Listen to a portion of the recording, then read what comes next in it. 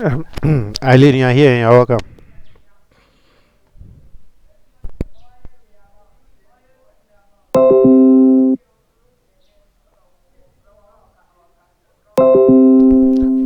All right. So sorry, I'm back. So continuing as I said, if is anybody available, I mean, with a quiet background, to keep your microphone turned on whilst I walk through this.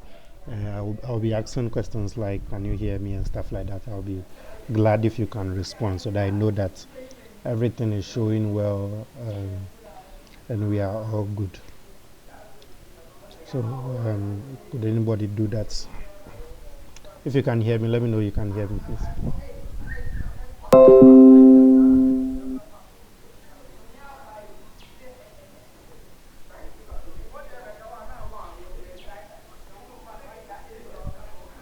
Can somebody hear me?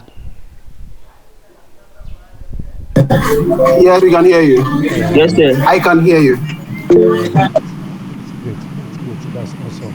So, yeah, going over what I said again, this is what we intend coding with HTML and CSS, and this is the result. I mean, after clicking obviously on the generate button over here, we expect to see this result with all the fields populated with the right information. So that's what we are up to now. We are going to begin doing now. Um, at least most of you have started with this page already, so you have this looking fairly good from here. So I'm going to take someone's work. I'm going to take someone's work and then explain through with it. Okay.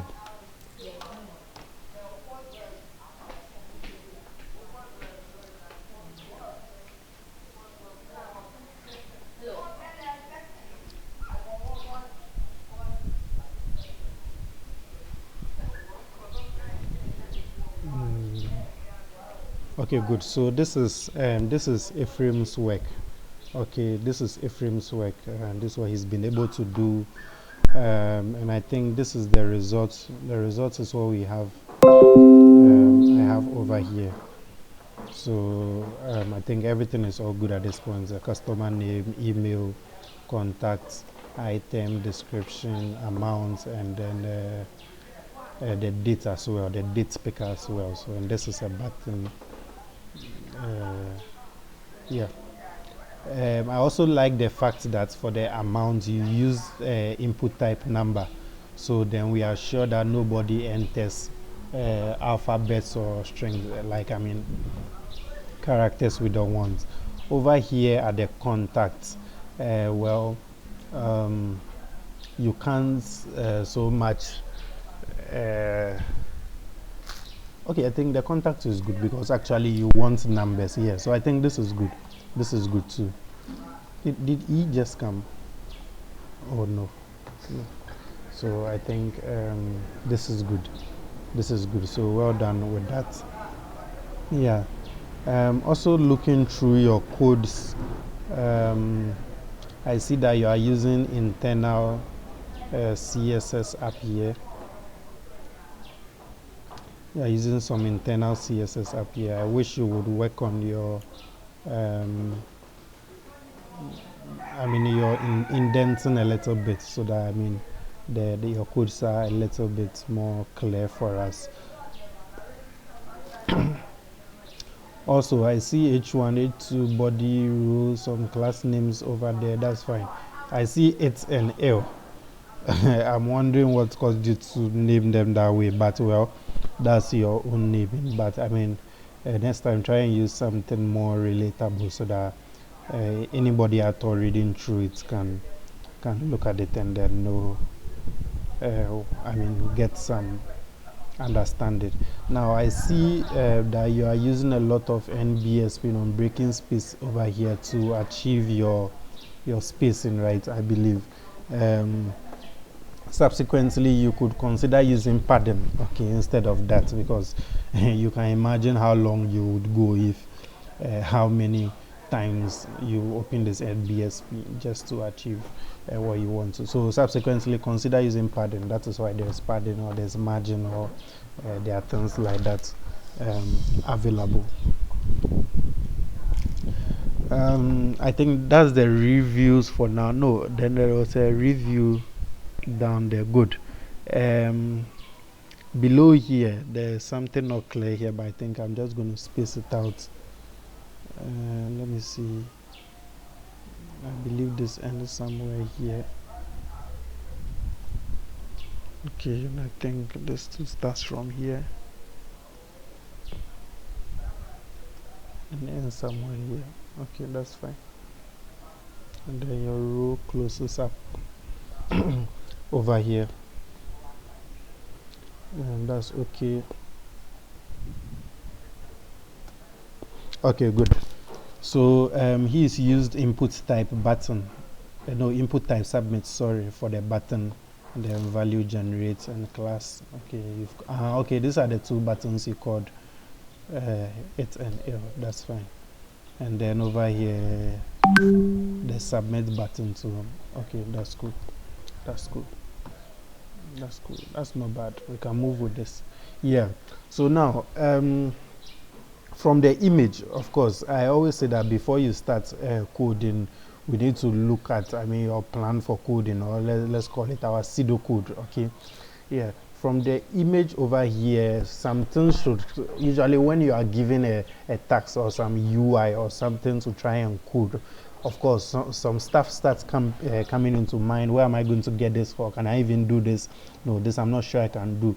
Now, once you win in your mind that, oh yes, you can do this, or yes, you know where to find this from, it gives you a little confidence or that assurance that you can work on the task. Okay, so don't worry so much about do you know what code it is. Last time I said that worry about the fact that you know what it is. What can you identify on this page? You can see some typography elements around, you can see some input fields, you can see different input fields. For instance, email, you should know that the email should take input type email. Let me see over here whether he got that. Where's your email? Let me just wrap this. Okay, input type email. That's right. That's good. So input type email is there. So he got it right. Input type email is there. Yeah, and this should be a text area. This description space should be a text area. So you look at the image and you know that we are going to use a text area somewhere. Let me see what he uses here. So good, he uses a text area down here. That's lovely. That's awesome. He uses a text area over here. That is very good. What else? What else does let me see over here, input type dates. Okay, some people were asking where do you get this icon from. Well, you don't need to insert an icon at that point because you can use input type dates. Okay, input type dates as he has done over here, and then that gives you the date picker. It gives you the date picker. So if you go to his page, you can see when you click on it, it gives you a date picker, and you can select that and it gets populated in the field there. So that was some good work done right there. So guys, you realize and down here there are buttons. These two things are buttons. There are two ways to achieve buttons. One is in a form and one is outside a form. In a form, you can use the input type submit and it will give you a button for you to customize. Okay, outside the form, you can just use the button elements and then put your value in there and then bind certain event handlers to it, like on click or something. Okay, so those are two ways you can get a button. So at least for this page alone, you have won in your mind that okay, you know what to do, you know what elements to use and everything. Now coming to this page, same thing, basic stuff. There's an image up here, there are some typography elements, PE elements, and maybe this could be some H3 or H5. There could be some H2 around here. This is some div with some styles, and these lines you are seeing there can be achieved by, let's say, border bottom Okay. Yeah, you know how to customize the border bottom. Okay, so you can just say border width. For instance, the accounts table over here, you can just increase the width of the border a little bit. You are good to go. And then down here we have our button showing again, styled nicely. Basically what we have, the colors changing our background colors. Okay, so this should be possible for you to do. Now, so this is HTML CSS. We are done with that. Now you'll be wondering, how do we make this functional? And that's what we are going to spend our time talking about with JavaScript. How do we make this functional? So I mean, your day-to-day activities, you may need to print a receipt for a customer or something. Yeah, you go to your page, enter some stuff here, but how does it translate to this with all the information displayed at the right places? And then with the even functionality of clicking to print, clicking to download, and clicking to send us email. Now we will do this with time. Eventually we will explore all of it. Okay, just follow along, and then you'll be fine. Yeah, so we'll use JavaScript for this. Okay, but then how do we even start? I told you that I think I gave you a certain guide to applying JavaScript to your HTML, because basically JavaScript is used to change behaviors of pages. So before you change something's behavior, you are supposed to know whose behavior are you going to change, what element is it. You are supposed to even know how the element is called, and make sure you've called it properly, you've given it a name properly. Remember, we give we name HTML elements with ID if we want them to be accessible with JavaScript. Mind you, you can use class as we did in CSS. In JavaScript, we like to use the ID and name our elements. Now, after you have done that, name the element, identified which element will do what, the next thing you are supposed to, I mean, of course, know about is the, let me say,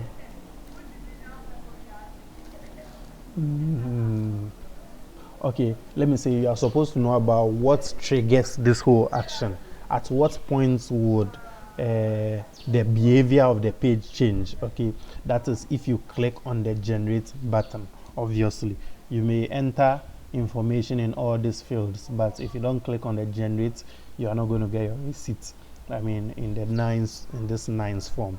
So of course, you know that you are supposed to click the generate for something to happen. Yeah, so that's one thing you should do. Now, after you click the generate, what's next? You get this new page, meaning that everything on this page is replaced now by this. And on this, we are going to have the information we filled here, the values we put in this form fields, showing at their respective places over here nicely, right? So then this gets interesting. Okay, so how are we going to go about that? Now, to just tell you what I think in mind, after I build my HTML and CSS, one thing I'll spend time doing is to name them. Okay, name them with their IDs. I see that this has not been properly done here, but I'll go ahead and optimize this code, clean up some stuff. I mean, we want to keep it standard. Okay, good work for whatever you've done so far, looking close to this, but we want to keep the code standard. So I'll go ahead and optimize this, and then after that I'll use that for further explanations. Is that clear? So where was I? Yeah, so the first thing I'll do is to name my fields and make sure that all of them are referenced properly. Now the next thing is that I'm going to think of how to collect let me see, how to collect the values that are entered in these fields. Okay, how do I collect it? When I click on this button generate, how do I collect the values that are entered in this field? So let me put that down. This is my pseudocode. Okay, so let me say collect form values. Okay, that's the first thing I'm going to think about how to do. Now the next thing I'm going to think about how to do is to probably store the values. Okay, because if I don't store it, it may get lost. I mean, you don't store it, then it's volatile, right? So you are supposed to store it. So let's think of a way to store the values we collect. So let's say store the values, the form values.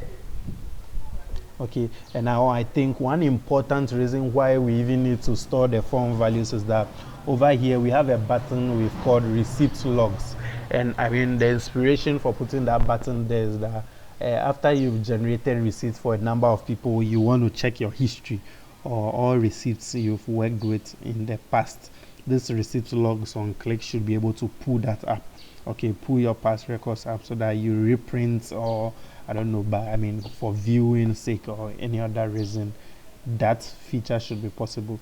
So that tells us that we have to store every instance of this form submission. Okay, so how are we going to do that? We'll think about it and we will do that. Now, after storing it, we need to think of how to retrieve it from storage. Okay, it's not enough to store it. You've stored it. Now when you need it again, how do you retrieve it from storage? Okay, subsequently.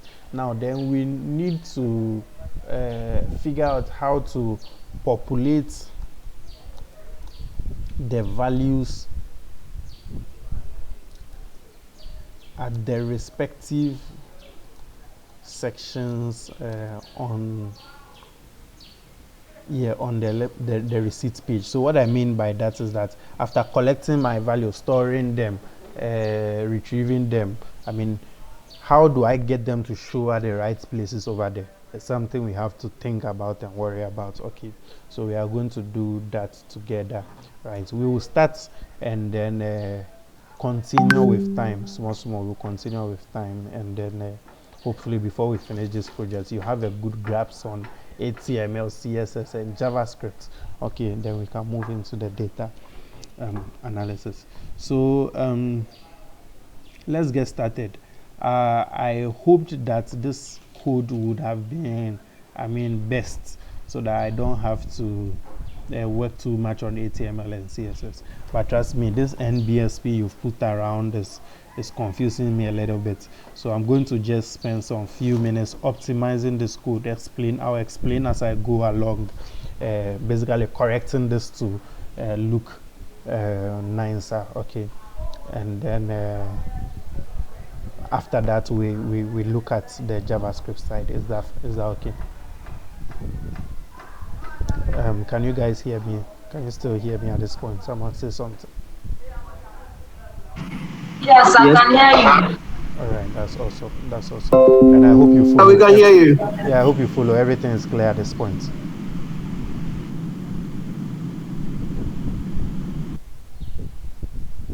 Yeah, that's fine. That's fine. So I'll just spend some, let me see, just some 10 minutes optimizing this code, and then let's see.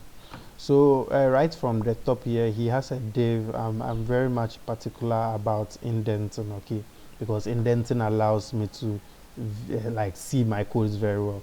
So I'm going to go ahead and indent this, push this inside a little bit.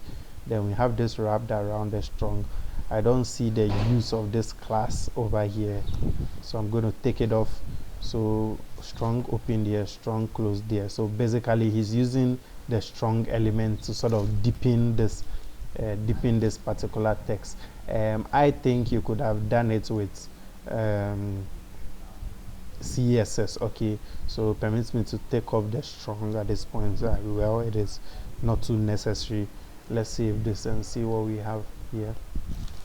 Yeah, I mean, almost the same results. Let's move to the next one.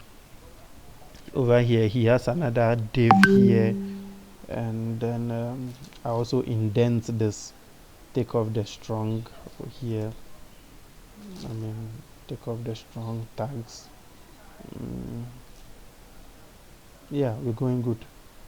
And then coming to the next line, he's declared a P element over here, and he's used the EM, okay, the EM to sort of give it the slanted give it the slanted, filling. I mean, that's what we have over here. So that's why this looks a little slanted. You can go check out what the EM element does more and then learn about it. Now coming down here, he has opened the form then closed it, and that doesn't make too much sense because all the input fields are supposed to be inside the form. You get it? The input fields are supposed to be inside the form. All right, if you put it outside the form and you submit, it won't work. Okay, so guys, form tag, or let me say the form element, you put all these input fields inside the form element. So I'm going to copy them and bring them in one by one, and I think whilst I'm doing that, I'm going to be styling and then optimizing it even further. So no, before I continue, let me talk about this form field a little bit. So this form elements, okay, sorry, take certain parameters. I mean, there are a lot, okay, but what we need at this point are two things. First thing we need is the method, form method, okay. Now in form methods, we have two main methods we use. We have either the post method or we have the gets. Is that right? I may in another session I'll talk more about what they each mean, but I'm going to use let me just use one. Let me use post. Okay, let me use post. I know why I'm using post, but I'll explain in a subsequent session. Now, after the method attribute, one other attribute we need or we would is very useful over here is the action. Okay, action. So action, form action, what's what handles this form? Okay, after this form is submitted, what action does it trigger? Okay, so with time we are going to put an action over there. For now I'm just going to put these characters there in case you don't know what the characters mean. Using combining that hash and exclamation means that I mean basically nothing should happen. Okay, yeah, so I mean that's what I use as a workaround if I don't want my form to submit to anywhere for now. Good. So now I can copy this stuff and bring them in one at a time. Let's copy the first line. I'm going to indent and put this here. We don't need a strong, okay? We don't need a strong in this case.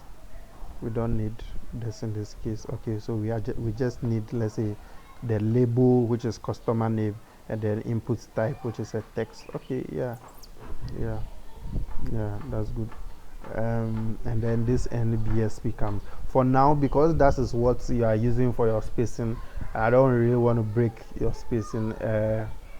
I'll leave it there for now. Okay, let's not worry too much about styling. Let's just get a code right. So yeah, I'm going to go ahead and do this for the rest too.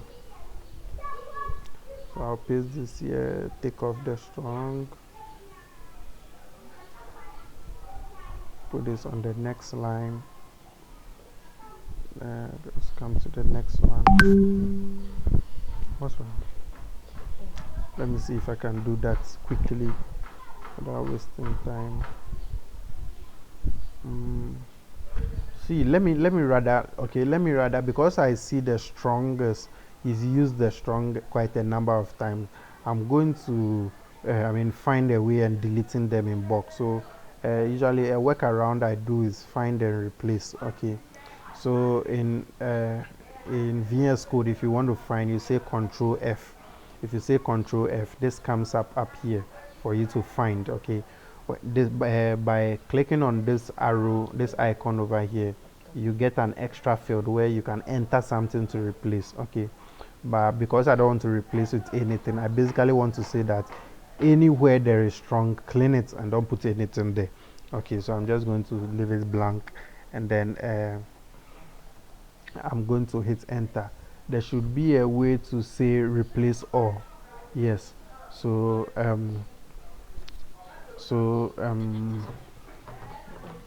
yeah, we can replace all with this.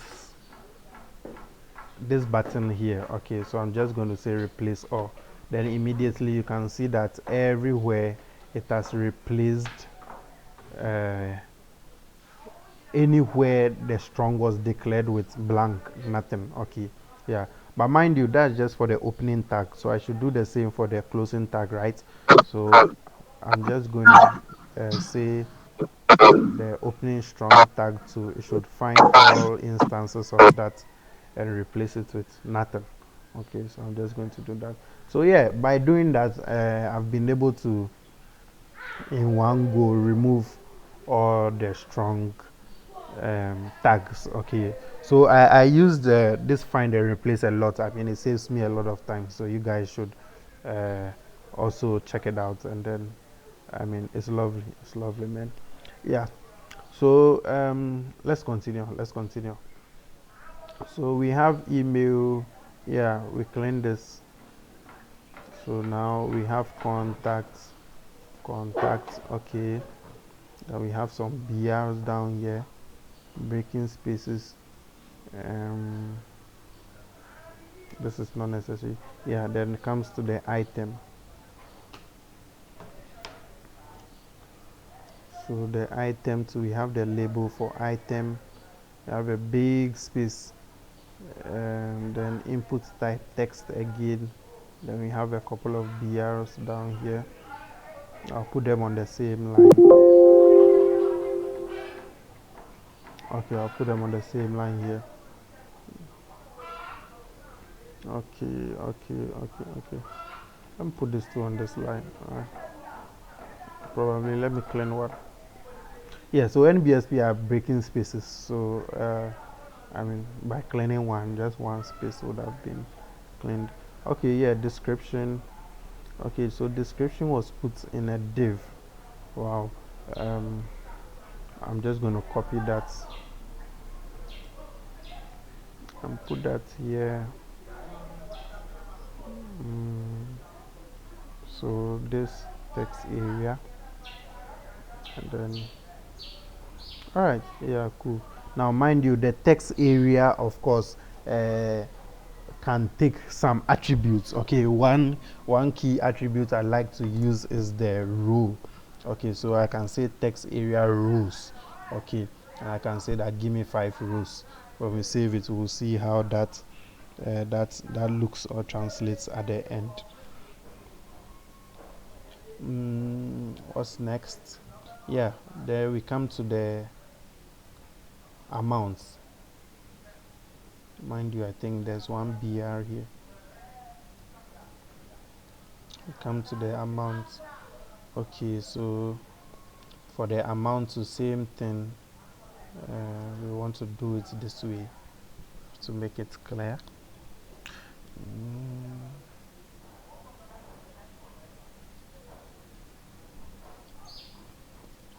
Yeah, what is next? Okay, then we have the dates also. Oh, this strong didn't go. Anyway, we got them now. We have the dates also. We have a couple of BRs here. There are too many. Yeah. Okay. Yeah, after the dates, what do we have? Yeah, then after the dates, I think we have this div over here. We don't need this space, so we are just going to clear up this space. We'll write some JavaScript there for sure, though, but for now, let's clear up this space. Yeah, and then we have this. Okay, that's fine.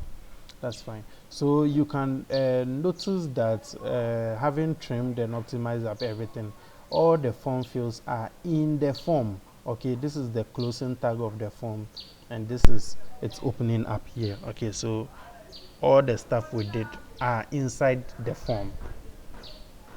Right, let's save this and see how it looks like. Okay, not bad. We're still good. Probably just some one space here after the description. Let me just go and do that.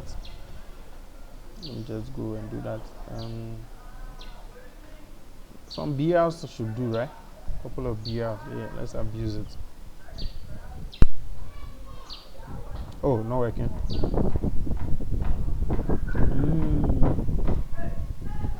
What could be the problem? Let's put them here. Let's drop them right here. Yeah, we got you. Yeah, one should be fine. Yeah, one is fine. Okay, yeah, so this is how we have it. What do we have here? We have some end over here which is not needed. I think this we clean him real quick. Yeah, we are good. We are good. We're good. So yeah, this is what we have. At least these codes are better. Well, not the best piece of code, but at least better. I've been left to me alone. I'll take off all this NBSP and rather use CSS to space them or give them margin nicely. But for now, this should suffice. Okay, good. So that was just me doing HTML. Okay, that's fine. That's just me doing HTML. That's fine. Yeah. So back to our pseudocode. The first thing we want to do if we want to apply JavaScript, before I continue, any question? Does anybody have any question with what I just did with the HTML? That was me working on somebody's piece of code, making it better. Does anybody have a question? Ephraim, yourself, do you have a question on that? Sir. You have a question? No, sir. All right, great. All right. If no one else has a question, I think we can continue. Yeah.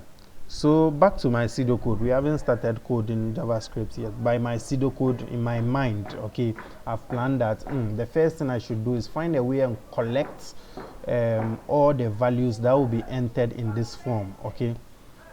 Find a way and store it somewhere. Find a way and retrieve it from the storage, and then find a way and populate it at their respective places. Okay. Today, what I would like us to do is just to break in and work under collect form values. Exactly. For today, let's work under collect form values. In a subsequent session, we will do storing the values, retrieving it. We'll continue all the way down. Now,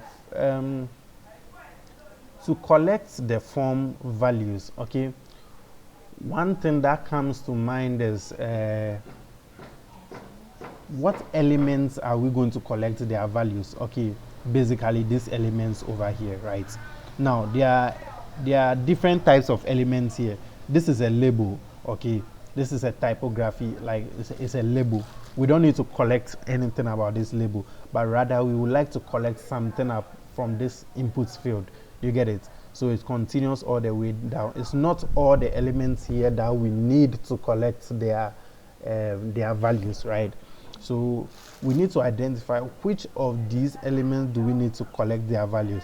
Now we can only identify that if we have named them. Guys, you get it? We have to name the elements. So all the elements here we have that we need their values, we have to name them. Now, because we want JavaScript to be able to collect them or call them, we will use the ID. The ID property, is that right? So let me just add it to my pseudocode. In collecting the form values, first thing I should think about is naming, or let me say form fields. Okay, naming all form fields. I'll have to name all my form fields, right? Yeah, we are going to go about that and do it. So let's do that. Let's jump into that real quick.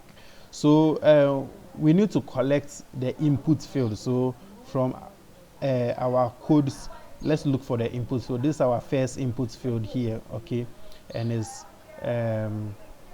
is related to the customer name, right? So I'm going to give it an ID, okay, and say customer underscore name. Now, mind you, in giving an ID, you can use any name of your choice. Just follow the best practices. There are right naming conventions to use. Okay, guys, we've gone through this.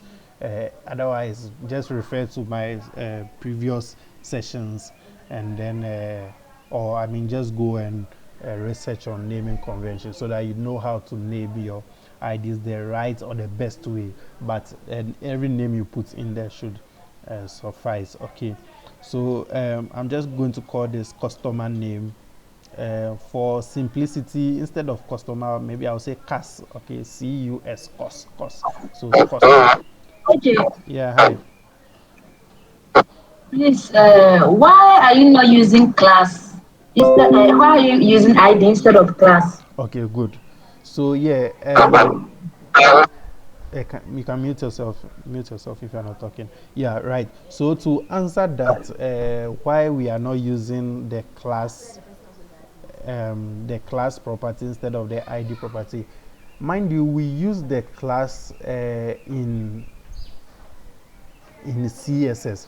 Basically, the whole thing about class and IDs are, in my understanding, they are like, let's say, naming elements. Okay, so you can name an element class customer name. Okay, now in CSS you could have done something like dot customer uh, name over here. Okay, and every style you put in here is going to affect this particular guy called customer name. Now in JavaScript, we are more of, no, before I say anything about JavaScript, mind you, in CSS we could have said ID, customer name, and refer to it in CSS here. Usually they use the hash. Okay, we could have done that, right? But see, best practice, CSS, I mean, are binded to elements with the class attributes. Okay, the class attributes. In JavaScript, we bind names to elements with the ID attributes. Is that clear? So when you want JavaScript to be able to call your element, please use the ID attributes. You can tell JavaScript to call them with a class, their class attributes, right? But I prefer using ID. Now, one thing to mention is that in a page, okay, or in a document, it is not advisable to have, or it is not right to have two elements with the same ID. You get it? But you can have multiple elements with the same class name. Do you get it? So I think, Yes. yeah, yeah.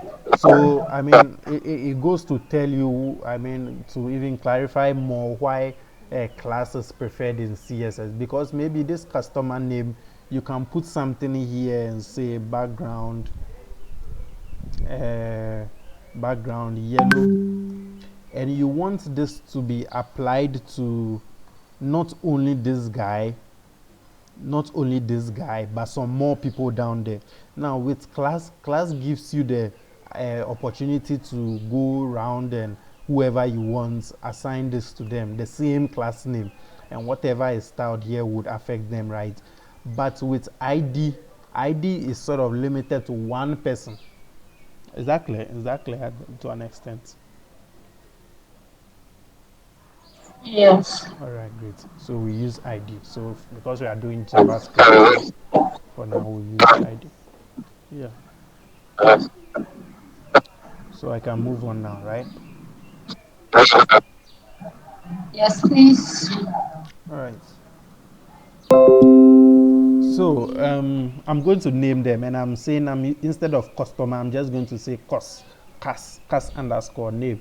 So over here, maybe I'll say CUS email, things like that. Okay, understand why I'm going that way. I've explained that. So let's go quickly. So this will be CUS email. This should be CUS contact. The item, this should be CUS item. Okay, then this would be what the customer description, CUS description. I mean, go say descript or desk or something, but let's just say description for now. Now, I hope you understand where I'm putting them. I'm assigning them to the input fields because that's what we want to collect their values, right? Now I'm putting it in the opening tag of the input fields, please. In the opening tag of the I mean, actually the input fields just have only opening tag, so I think that statement doesn't hold. All right, so let's just continue in peace. Okay, so customer amount to, then over here I'll say customer date as well. Yeah, that's fine. Input type, submit. Yeah, let's give this an ID too. So an ID we can say submit. Oh no, it's generate, right? Yeah, so let's call it generate. Let's call it generate button. No, okay, according to my naming convention I'm using underscores, so generate button. Okay, this too we can call it let's say logs button. Okay, logs. Guys, this is my name. When it gets to your turn, use your own name. Make sure you are following the best practices. You are using something relatable, okay, and something that works. End of story. So yeah, so I've named all my elements, guys. From the top here, I've named all my elements with the ID. So now I can call them, okay, or I can refer to them. Is that okay? That's awesome. So we've been able to achieve this in naming all our form fields. Now the next thing we should worry about is on what instance do we even collect the fields. Okay, let's say I come in the form and I type in some stuff here.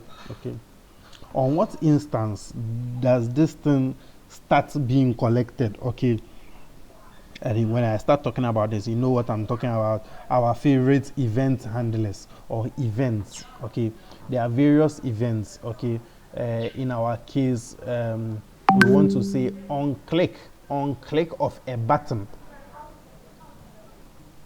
So on click of a button to start doing something. Okay, now on click of what button should we click to start this whole process? On click of the generate button. Is that clear? So on click of the generate button,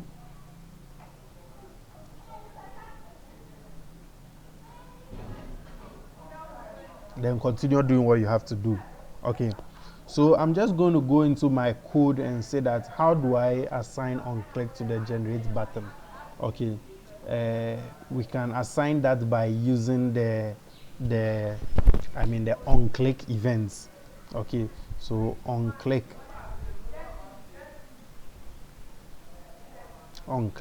do something right here, right? On click do something. Okay, good. Now for today, because we are collecting the values, basically to continue the sentence, what it will read is that on click of the generate button collects all the values from the fields. Is that clear? On click of the generate button, collect all the values from the fields. Now, what fields are we talking about? We are talking about the customer, cost name.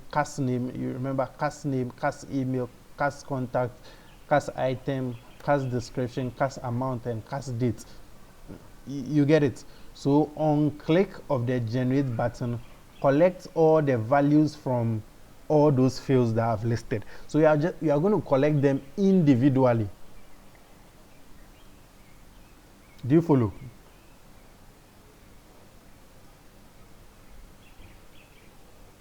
Now, as I said, to even collect something from them, you must have named them, right?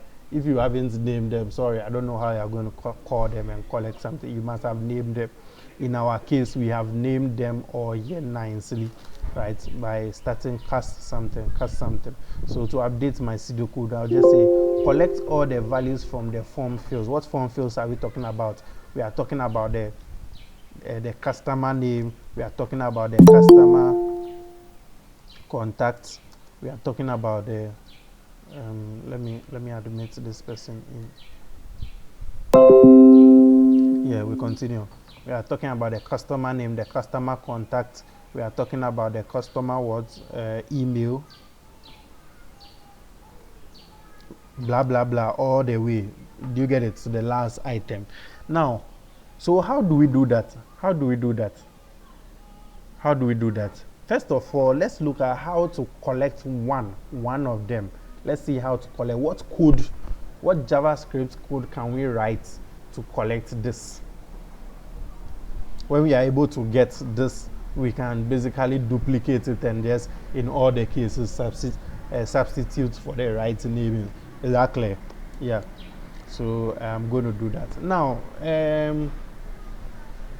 I mean, me here thinking of what JavaScript code we can use for that. I mean, what comes to mind is one of my favorite codes, something the document dot get elements by ID, right? You get it now.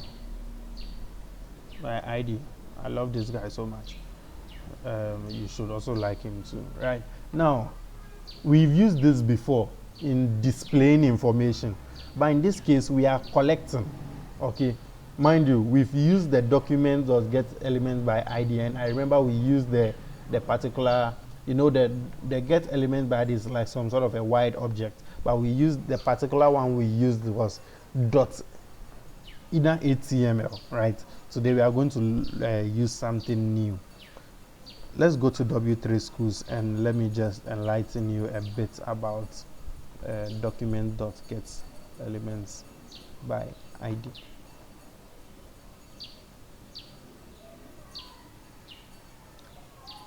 Good. So over here, W3 Schools is giving us a lot of information, interesting information. About the document.get elements by ID. Mind you, it is under the DOM. Okay. You remember the DOM, the document object model. Remember this. If you don't, refer to our previous sessions and update yourself on that. They say the HTML DOM document object is the owner of all other objects in your web page. Okay. The document object represents your web page. Obviously, if you want to access any element in an HTML page, you start with accessing the document object, right? Now, below are examples of how you can use the document object to access and manipulate HTML. Good. Now, let's take the first one. What we've used all this while is document.get elements by ID. Then you put the ID here. Now, read the description. They say it finds an element by element ID. So whatever ID you put over here is going to look through your documents and find out that who is the guy that is called this ID by this ID. You get it? There's another one, documents get elements. Mind you, it is elements. This is elements. Okay? This is elements. This is elements. You get it wrong, you are going to be hot. Okay, so document.get elements by tag name. Now they say what? It finds elements by tag name. So whatever tag name you put over here is going to find all elements that are called that name. Now, what is a tag? Okay. When we say tag name, you know what tags are? Tags are basically this thing. This label is a tag. Input is a tag. H2 is a tag. All those kind of things. So you could say over here, document.get elements by tag name. Say input. Okay. Then it's going to get all the inputs tags, and you can continue that script or that piece of code and say something extra. Now a similar thing happens with the get elements by class name. Okay, elements, so it can get multiple elements. the ID can get only one element. The class name and tag name can get multiple elements. Okay, today we'll use the ID. Okay, we'll use the ID for today. Good.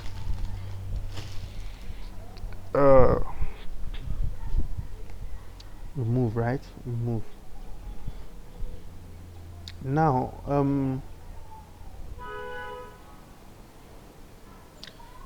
these methods go with certain properties. Okay, the properties are what have been listed down here. Okay, what we've used is dot element dot inner ATM. We've used this before, so it changes the inner ATM of an element. We are here to use attributes, style dot property, and all the rest. Okay, just read more, explore more, but where necessary we would use it. Now we have more over here for adding and deleting elements. We have create elements, remove child, append child, replace child, right? Now we even have events and handlers over here. Dot on click. Okay, so you can do something here.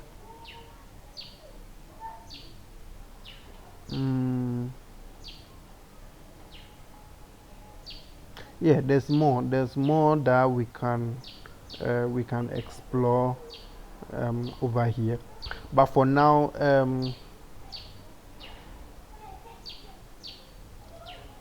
what I want you to know is this. Come on.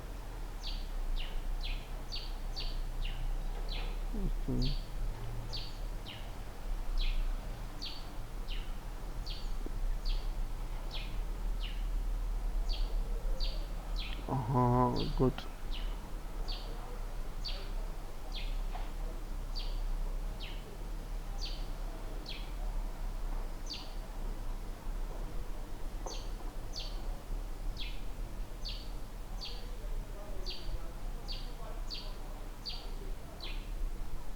Good. I'm trying to learn something here so that I can.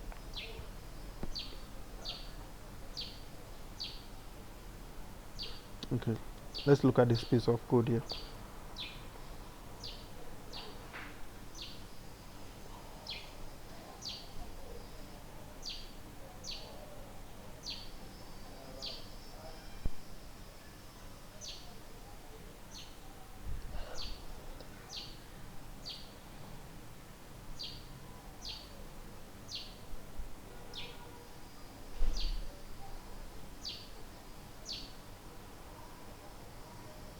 Good.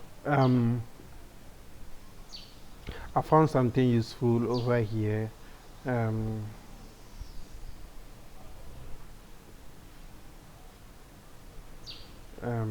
we are going to use here. No, where's my pseudo code? Good. Now, guys, my method of, going to collect the form values, okay, was to use the document dot get element by ID, put some ID there, then I will say dot value. Okay,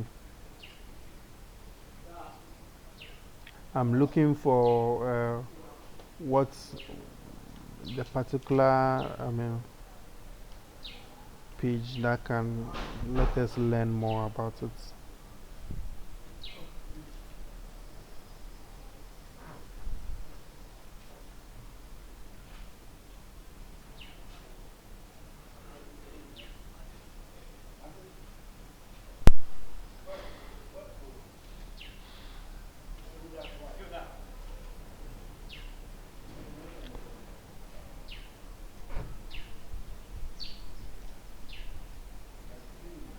Okay.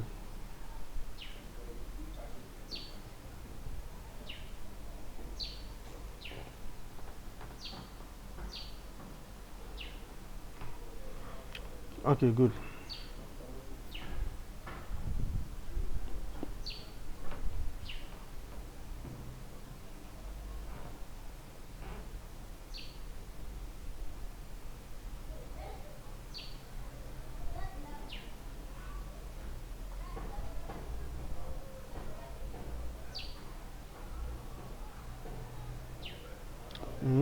Interesting. Anyway, we keep learning every day, right? So I just saw something new that kind of excited me. Sorry, I'm back now. Yeah. So we are going to use this document.get elements by id dot value. Now let me explain to you what what they all mean. It basically means that look through the document, get the elements called this thing over here, and then get its value. This is understandable, right? Somebody tell me, is this understandable? Do you understand this?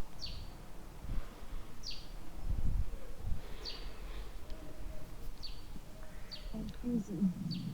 Do you? Yes. Okay, who else? Who else? Somebody say I understand.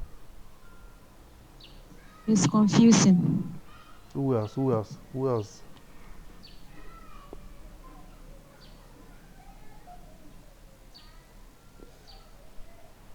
Good. I'll go over it again.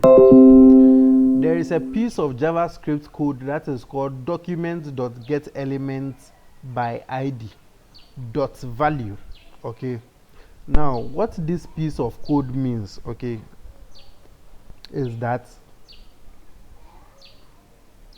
I'm just gonna increase zoom over here.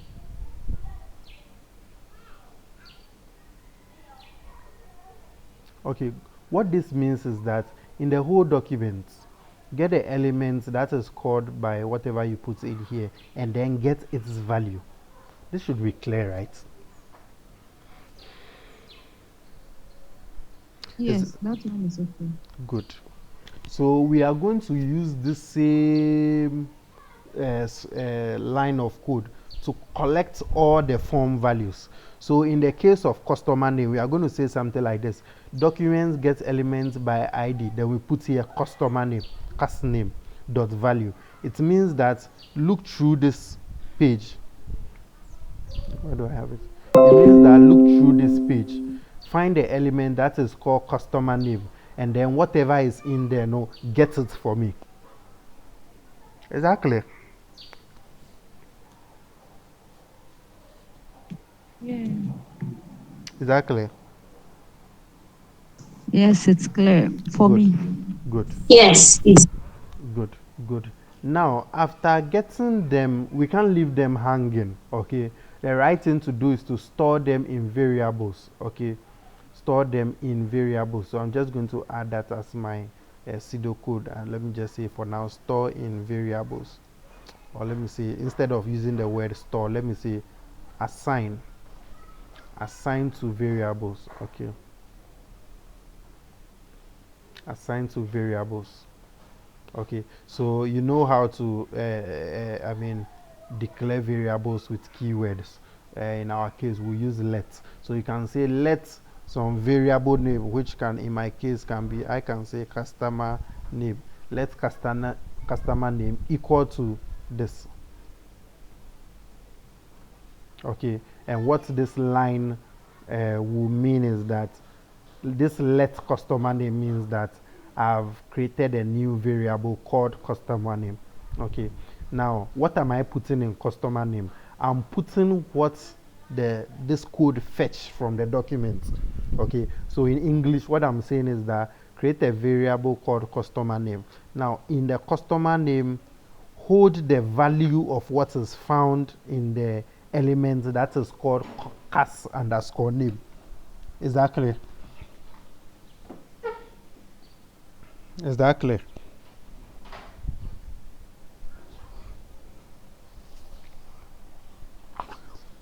Is that clear? Somebody say something.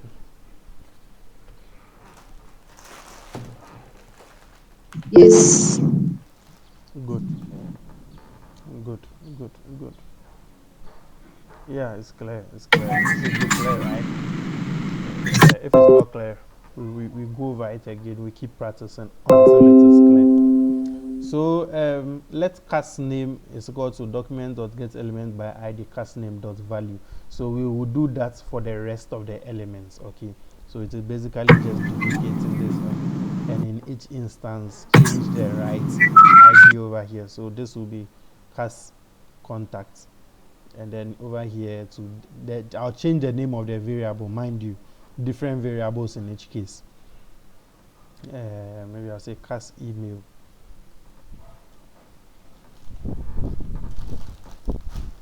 You get it all the way down. So what more is there?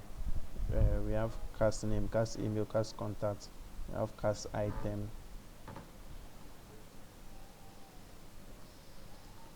Mind you, there's a different naming convention I'm using here, and there's a different one I'm using here. Don't get confused. Know what to use at the right time. Okay. Here we have class description.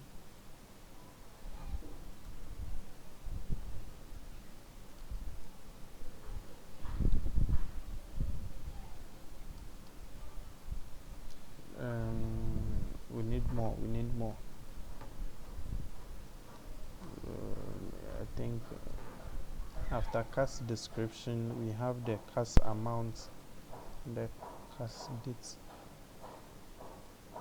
So over here we say class amounts, maybe class dates. We say class dates. Is that right? So we've been able to create variables for each of them, and then we've been able to assign the value we collect from them into the variable. Is that clear? Now, mind you, all of this thing we are doing individually, we are doing something, getting this, getting that, getting this, getting blah blah blah blah blah. Now, mind you, all of this is supposed to happen on click of the generate button, meaning that all of them technically was supposed to happen in here.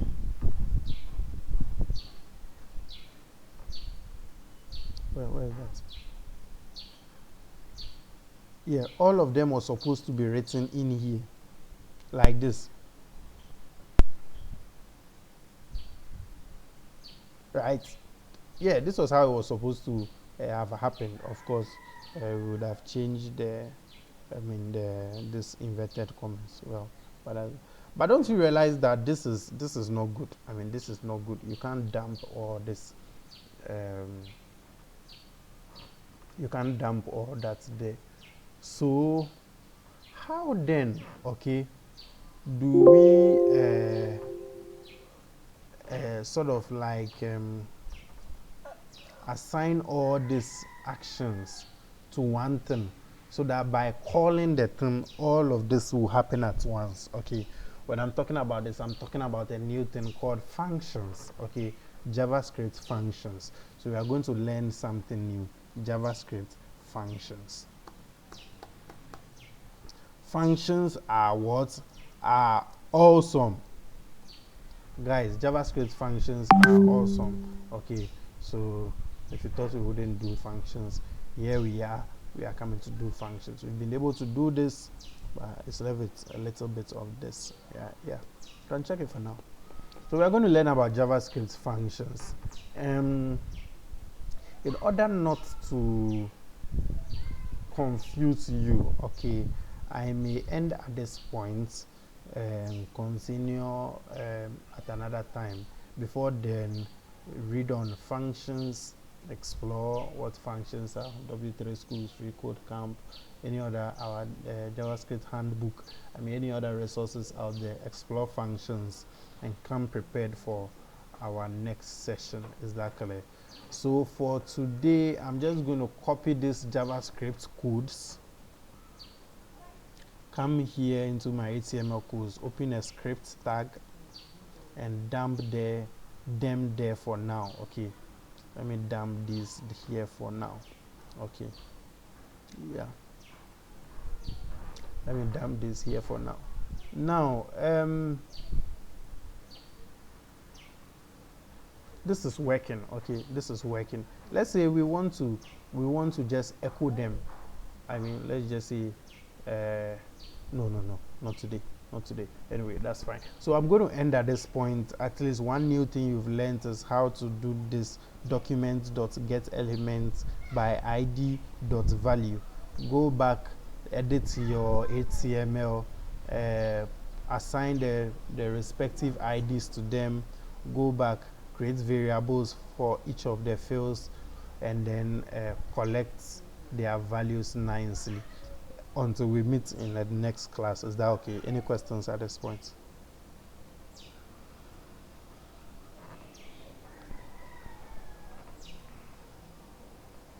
Ask questions. Questions are good.